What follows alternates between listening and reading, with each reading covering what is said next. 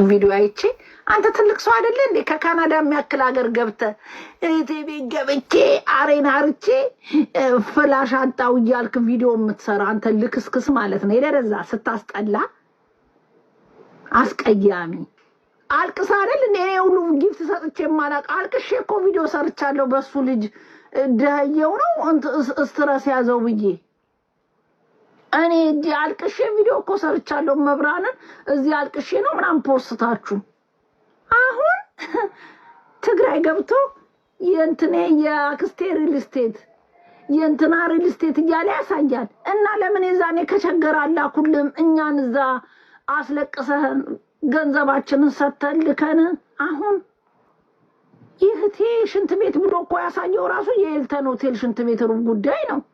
የቴ ቤት ብሎ በዛው እኮ እንትኑን እያሳየን ነው ቶሌቱን እንጂ እውነት አሩን አርቷል። አረህ ይድረቅ አፈር ብላ አፈር ያስበላ። በአንተ ቤት ሙድ ይዘሞታል። አረን ፍላሽ አጣው። ኢትዮጵያ እናውቃለን።